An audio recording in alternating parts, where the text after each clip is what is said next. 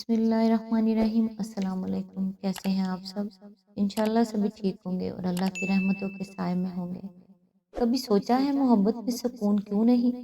कई लोग हमारे इर्द गिर्द मोहब्बत में टूटे हुए होते हैं। बहुत लोगों को मोहब्बत मिल भी जाती है लेकिन सुकून नहीं मिल पाता। कभी सोचा है सुकून और मोहब्बत एक साथ क्यों नहीं मिलते?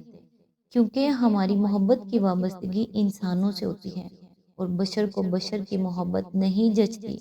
बशर को सिर्फ वाहिद की मोहब्बत जचती है। बस यही वजह होती है कि हमारी मोहब्बतें हमारी तरह नामुकम्मल रह जाती हैं। बंदे की मोहब्बत ज़मीन पर ला गिराती है और वाहिद की मोहब्बत आसमानों तक ले जाती है। इसीलिए हमें इंसान की मोहब्बत बड़ा जलील करवाती है। ये असल में ठोकर होती है जो हमें लगती है। यही ठोकर वसीला होता है हमारा सिराते मुस्तकीम पर आने का। इसलिए इंसान को चाहिए कि वो एक ठोकर पर ही संभल जाए। और सबसे बड़ी बात तो ये है कि आपका रब आपको एक बार गिरा के हमेशा के लिए उठाना चाहता है। इसका मतलब समझते हैं? मतलब आप अपने रब को याद हैं, इतने गुनाहों के बाद भी वो आपको संभालना चाहता है। खुदारा इंसानों की मोहब्बत से बाहर निकलें, अपने इर्द गिर्द देखें, अपने सामने देखें। खुदा ने इतनी बड़ी किताब आपके सामने रखी हुई है। इसको पढ़ें, इसको सुनें, इसको समझें और समझ के इस पर अमल करें ताकि हमारी आखिरत संवर जाए। आमीन। आज इंशाल्लाह सूरत अल माइदा की आयत नंबर 78 से स्टार्ट करेंगे। औज़ु बिल्लाहि मिनश शैतानिर रजीम। बिस्मिल्लाहिर्रहमानिर्रहीम। बनी इसराइल में से जिन लोगों ने कुफ्र की राह इख्तियार की उन पर दाऊद अलैहिस्सलाम और ईसा इब्न मरियम की ज़ुबान से लानत की गई क्योंकि वो सरकश हो गए थे और ज़्यादतियाँ करने लगे थे। आयत नंबर 79। उन्होंने एक दूसरे को बुरे अफ़ाल के इर्तिकाब से रोकना छोड़ दिया था। बुरा तर्ज अमल था जो उन्होंने इख्तियार किया। इसकी तफसीर है, हर कौम का बिगाड़ इब्तदान चंद अफराद से शुरू होता है। अगर कौम का इज्तिमाई ज़मीर जिंदा होता है तो राय आम इन बिगड़े हुए अफराद को दबाए रखती है और कौम बहैसियत मजमूई बिगड़ने नहीं पाती। लेकिन अगर कौम इन अफराद के मामला में तसाहिल शुरू कर देती है और गलत कार लोगों को मलामत करने के बजाय इन्हें सोसाइटी में गलत कारी के लिए आज़ाद छोड़ देती है तो फिर रफ्ता रफ्ता वही खराबी जो पहले चंद अफराद तक महदूद थी पूरी कौम में फैलकर रहती है। यही चीज़ थी जो आखिरकार बनी इसराइल के बगाड़ का मूजब हुई। हज़रत दाऊद अलैहिस्सलाम और हज़रत ईसा अलैहिस्सलाम की ज़ुबान से जो लानत बनी इसराइल पर की गई, इसके लिए मुलाहिज़ा हो ज़बूर 10 और 50 और मत्ती 23। आयत नंबर 80। आज तुम उनमें बकसरत ऐसे लोग देखते हो जो अहले ईमान के मुकाबला में कुफार की हमायत और रफ़ाकत करते हैं। यकीनन बहुत बुरा अंजाम है जिसकी तैयारियां उनके नफ्सों ने उनके लिए की है। अल्लाह उन पर गज़बनाक हो गया है और वो दायमी अजाब में मुब्तला होने वाले हैं। आयत नंबर 81। अगर फिलवाक़या ये लोग अल्लाह और पैगंबर और उस चीज़ के मानने वाले होते जो पैगंबर सल्लल्लाहु अलैहि वसल्लम पर नाजिल हुई थी तो कभी अहले ईमान के मुकाबला में काफरों को अपना रफीक न बनाते, मगर उनमें तो बेशतर लोग खुदा की अताअत से निकल चुके हैं।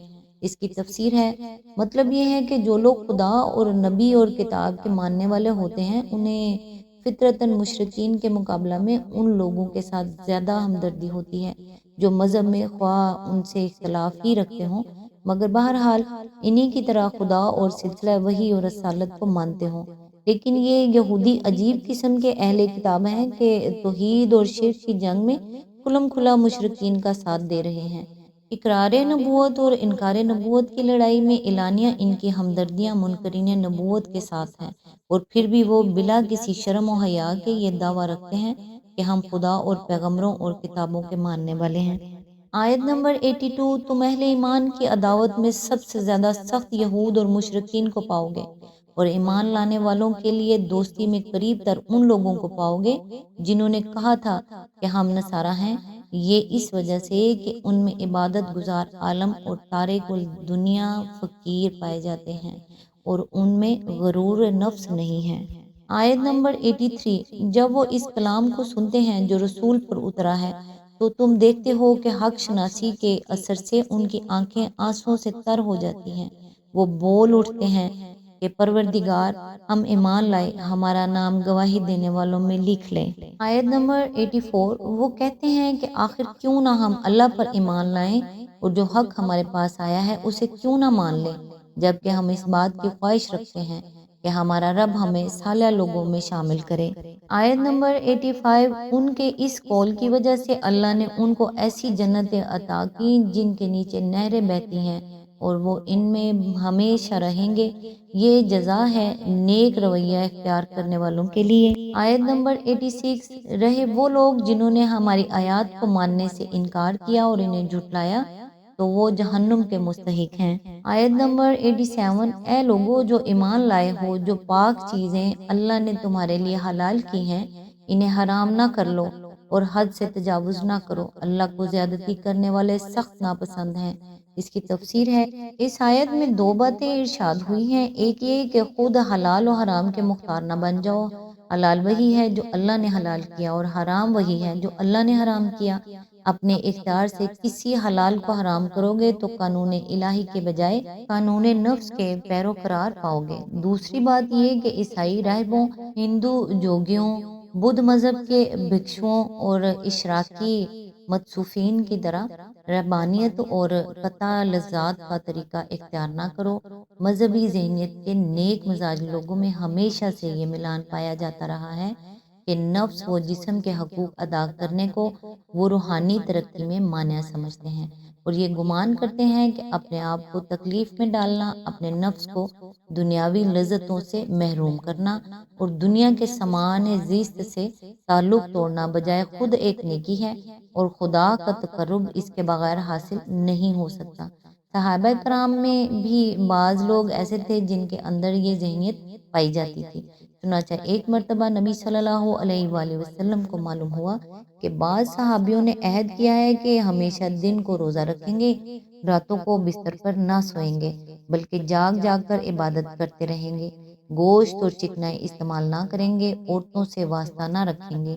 اس پر آپ صلی اللہ علیہ وآلہ وسلم نے ایک خطبہ دیا اور اس میں فرمایا کہ مجھے ایسی باتوں کا حکم نہیں دیا گیا ہے، تمہارے نفس کے بھی تم پر حقوق ہیں، روزہ بھی رکھو اور کھاؤ پیو بھی، راتوں کو قیام بھی کرو اور سو بھی، مجھے دیکھو میں سوتا بھی ہوں اور قیام بھی کرتا ہوں، روزے رکھتا بھی ہوں اور نہیں بھی رکھتا، گوشت بھی کھاتا ہوں اور گھی بھی، بس جو میرے طریقے کو پسند نہیں کرتا وہ مجھ سے نہیں ہے۔ پھر فرمایا یہ لوگوں کو کیا ہو گیا ہے کہ انہوں نے عورتوں کو اور اچھے کھانے اور خوشبو اور نیند اور دنیا کی لذتوں کو اپنے اوپر حرام کر لیا ہے۔ میں نے تو تمہیں یہ تعلیم نہیں دی ہے کہ تم راہب اور پادری بن جاؤ۔ میرے دین میں نہ عورتوں اور گوشت سے اجتناب ہے اور نہ گوشہ گیری و عزلت نشینی ہے۔ ضبط نفس کے لیے میرے ہاں روزہ ہے۔ رہبانیت کے سارے فائدے یہاں جہاد سے حاصل ہوتے ہیں۔ اللہ کی بندگی کرو، اس کے ساتھ کسی کو شریک نہ کرو، حج اور عمرہ کرو، نماز قائم کرو اور زکوٰۃ دو اور رمضان کے روزے رکھو۔ تم سے پہلے جو لوگ ہلاک ہوئے وہ اس لیے ہلاک ہوئے کہ انہوں نے اپنے اوپر سختی کی، اور جب انہوں نے خود اپنے اوپر سختی کی تو اللہ نے بھی ان پر سختی کی۔ یہ انہی کے بقایا ہیں جو تم کو صومعوں اور خانقاہوں میں نظر آتے ہیں۔ اسی سلسلہ میں بعض روایات سے یہاں تک معلوم ہوتا ہے کہ ایک صحابی کے متعلق نبی صلی اللہ علیہ وآلہ وسلم نے سنا کہ وہ ایک مدت سے اپنی بیوی کے پاس نہیں گئے اور شب و روز عبادت میں مشغول رہتے ہیں، تو آپ نے بلا کر ان کو حکم دیا کہ ابھی اپنی بیوی کے پاس جاؤ۔ انہوں نے کہا میں روزے سے ہوں۔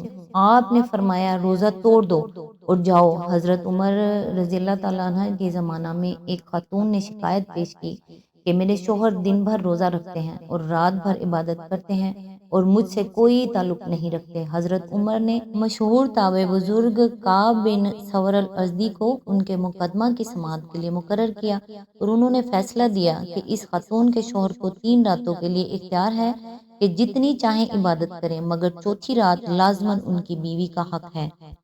حد سے تجاوز کرنا وسیع مفہوم کا حامل ہے۔ حلال کو حرام کرنا اور خدا کی ٹھہرائی ہوئی پاک چیزوں سے اس طرح پرہیز کرنا کہ گویا وہ ناپاک ہیں، یہ بجائے خود ایک زیادتی ہے۔